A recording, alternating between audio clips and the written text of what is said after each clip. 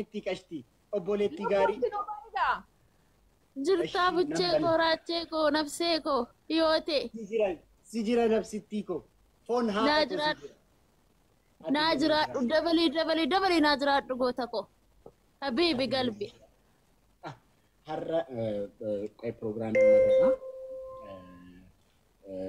ዛሬ እዚህ የተሰበሰብነው ዛሬ በአረብ ሀገር የሚገኙ እህቶቼን የማመሰግንበት ቀን ነው የዛሬው ፕሮግራም ጉያን ሳገንታን ሀራ ኦቦሎተኮ በየአረባ ጅራተን ጉያን ተገለተፈዱዳ ከን ገስቲሌ ገለን ኢሳንቆፍ ከን ገስቲሌ ሚርገ ቀበን ኢሳንቆፍ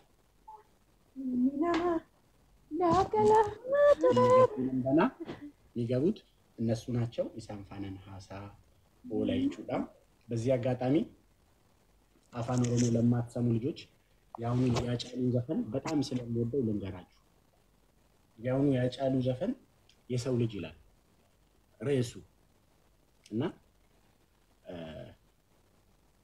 ቤተሰብ ስለሌላቸው ልጆች ነው የሚያወራው እና ምን በማለት ይጀምራል የሰው ልጅ ልክ እንደ ጫካ ነው እየቆየ እያደረ ሲሄድ ይጨምራል ያድጋል ይለወጣል ዛሬ እንደ ዛሬ አይቀርም ዛሬ ሌላ ቀን ነው የሰው ልጅ ነገ ይሆናል ለዛ እነዚህ ቤተሰብ የሌላቸው ህፃናት እድላቸው ቤተሰብ እንዳይኖራቸው አድርጓቸዋል እነዚህ ህፃናት መርዳት ደግሞ የኛ ግዴታ ነው የሚለው ዘፈኑ እና ዘፈኑን አቋንቋውን ችላችሁ ብትሰሙት በጣም ነው የሚያሳዝነው የሚያወራበት መንገድ ዘፈን ብቻ ሳይሆን አንድ ራሱን የቻለ ፍልስፍና ነው ቲጂ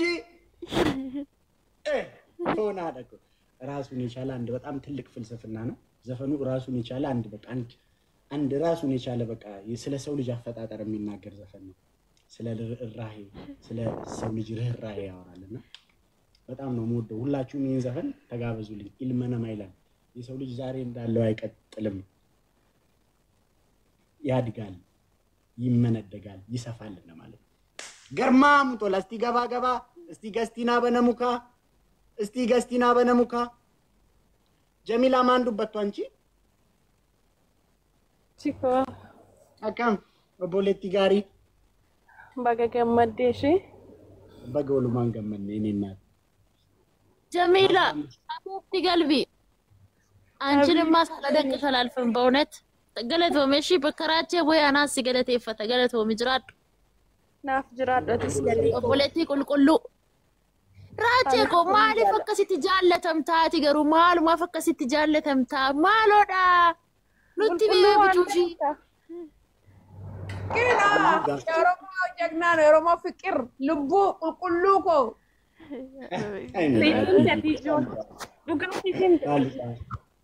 يا ربي يا ربي كنت كنا كن يا ربي سيك مالي تيجي سيني سجالنا مالي يا ربي يا ربي كنت كنا كن يا ربي اما لايك ميليه حاسا مناكو حاسا نمني نما هندومتو غلا دورا تيجين سيربا برباد الى اكم غونتي تنسغنتا اما سيربتو كونن اوكي تيجينا قوتو غنيسا قوتو اچي ترى غوني نمن دمتو غلو قبا نمن نمتو يادت كينو قبا دورا ميليه ويلكام ياده قبدتانان ياده كيبسطوتي اكبر بادتي بشادي فونا دكو راجوكو فونا دكو دندچاكو لبوكو كريكو Buceko, oye. Oye, Gailo, oye. Rachuco. Oco. Y mi amigo. Oco. Fonado. Y mi mitaco. أمني جرى لاعب صوفي ما ربش تمت. Oco ayo. Meli katani. Dinichaco. Oco. Ya bentini ashakil piko kudurako nanje. Ashakil kudurako. Gani sebjadi. Rachuko. Timatimako. Kerariko. Bersoko. Fonado. Harake man bistere meli. Arakeco, Fasoco. Bashada kabar badan kesani guyan. Ma amana miyada dirkama. maal goona seetan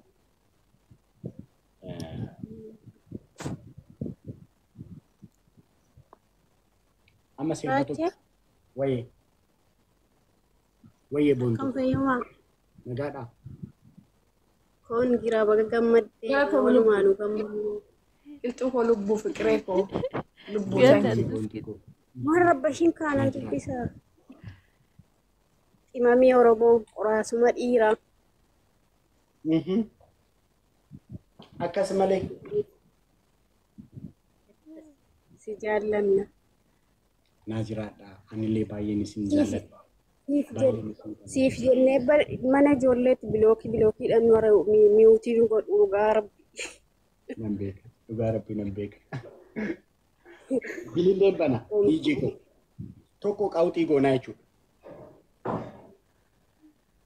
xiijaara mi'uutii irra jirta of guddattee bakka yaadde geessaa kan onneen qulqulluu jaallataa sabasaa garmaamu tola jettee kaatee garmaamtee kutannoo kee kanaan kaayyoo diinaa kuttee yaa abbaa garmaamaa abbaa girrigirrii hundassi jaallatam hormi keetiif firrii ammallee jabaadhu umurii dheeradhu rabbitu na argaa akkan si jaalladhu yaaddoofis rakkinas hundumaa darbitee obboleettii keetiinis baga wal argite obboleettii keetiinis baga wal argite ammumaan barreesse garuu kanan jalqaba sii barreesse seenaa kee kana utuun danda'e humnan dhabe malee ani akka filima wa'ii yookaan beektaa dhugaa seenaa kee kana yeroon ilaalu kana dura viidiyoo wayiitiin maxxanseen ture ofuma jalatti utuun danda'e akka filima wayii seenaan kee takkaa filimaan akkanatti hojjetamee hin beekamu jechuun seenaa kallattii jechuun seenaan kee utuu jabaa tokko utuu qabaannee nama waan kana hojjetu utuu qabaannee seenaan kee hojjetamee akka addunyaatti ati jagna goota jabaa ammallee jabaadhu jabaadhaat ammallee jaalala akkasitti qabdu kana ummata Oromoo barsiisaa jirtaaf barsiifteettasii dhugaa dubbachuu fi akka nu ilmaan hiiwaaniif addaam yookaan immoo hawwaaf aadam taane akka nu waliin qoonne akka nu tokko dhiigni keenya lafeen keenya tokko ta'e nu barsiifte ammallee jabaadhu sin jaalladha galatoom ulfaadhu sin jedha carraanaa kenniteef galatoom ulfaadhu. Galatoomi qorataa seenaa koo maqaa keessa sirriillee hin beeku ulfaadhu like waan kana sinirraa dhaga'uun anaaf jabinaa akkan caalatti responsible ta'ee akkan caalatti fuuldura deemu na gootu galatoomii ulfaadhu naa jiraadhulee baay'een jaalladhee walaloo keeyyuu akkasii kunoo akkan keessi koo akkas jechaa ture fayyeeraachi argiteeraachitti jechaa ture keessi koo galatoomii naa jiraadhu kabajamii ulfaadhu haadhoo baay'een si jaalladha baay'een si kabaja naa jiraadhu. Ulfaadhu hayyee Baay'ee haadhoo naa jiraadhu.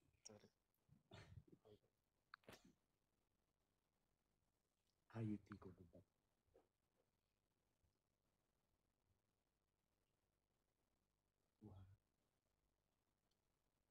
Hayyuutti. Raache, bareedantii Oromoo. Baga gammadde congratulations siin jedhaa baay'ee dubbatu immoo ni sodaadha. Dhugaa rabbii baay'ee sii gammanneera baga gammadde ammallee nuuf jiraadhu jiru gammachuu fuuldurri kee ifaa siin jedhashe. Mubeen illee galatoomi jeezaa kee rabbis ifaa deebisu mubee koo waliin dadhabdeertaatis innaa rabbiin aafiyaa kee guutuullee siifaa kennuu siin jedha mubee. Galatoomaa baay'ee dubbatuu hin danda'u. Galatoomii hayyuutti koo ulfaadhu naa jiraadhu. Tia ko my sister. Achii qaalii namaa. Obboleettii gaarii. Akkam nagaa keetii. An bakka dhugaa rabbii baguman obboleessa kee ta'e. Bagumaatti modereetara fuunaa dhaqu. Anillee desteenyaa ishii modereetara kee ta'uu fi innaa baganuuf gammaddee jabaa namaa qaalii keenya Isii hundumayyuu gammadii nu jiraadhu. Geema keetillee mo'achuu keetiif baay'eetti gammannee jirra. Siistarii keetillee argachuuf hundaayyuu si gammannee jirra. Waaqayyo kana caalaa bara jireenya kee guutuu si haa gammachiisu. Umurii dheeraa si haa jiraachisu. Dhugaa ati baay'ee nama addaati. Nama baay'eedhaaf nama fakkeenya ta'uu danda'udha. Nama baay'eedhaaf nama barumsa ta'uu danda'udha. Innaa baay'ee si jaalannaa baay'ee si kabajnaa. Oromoon akka keetii kun dabaltee daddabalee nuuf haa dhalatu. Dhugaa jecha hin qabu baay'ee si jaaladha ishee. Naa jiraadhu atillee baay'een si jaalladha baay'een si kabaja baay'ee modereetaroonni koo hundumti isaanii Jamilaa, Meerii koo, Tiyyaa, Kennaa koo hundumti keessan guyyaa tokko na bira haftanii hin beektan gaafa naani laayiviin dhufnellee raachuu qaara laayivii haftee jettanitti teeksti naa gootu yeroo hunda na bira jirtu na baay'een isin jaalladha isin maatii kootii maatiillee natti dhiyoo maatiillee baay'ee ni jaallatu. Ulfaadha galatooma. Ishee raachii atillee nuuf jiraadhu. Dhugaa waan yaadde hundaayyuu waaqayyoon si haa guutu. Isin jedha kana caalaa dubbachuu ittiin beeku halkan gaarii si haa ta'u bees abbaa miskiinaa sirrii baay'ee si jaallanna ishee. Galatooma ulfaadhu. Raachee koo qonnaa fudhattamoo ittuma fufta? Qoybannaatu xinnoo isaan dubbisa nama baay'ee jira bari isaan otoo dubbisin immoo rafuu galchuun hin danda'amu humni lamman kun jira bari kana xerruma isin galchu ijoollee wal beekuu irra jedha Oromoon walii beekuu wayya jedha beekaa fiiti isinumaan raffi jedhaan ishee please biyya namaa keessa jira anu mana koo keessa taa'e hin dadhabe.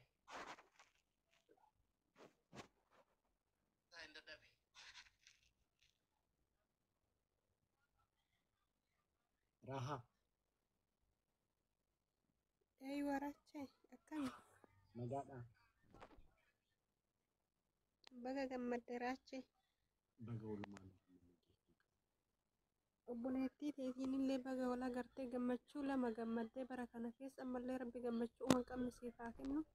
Amiin.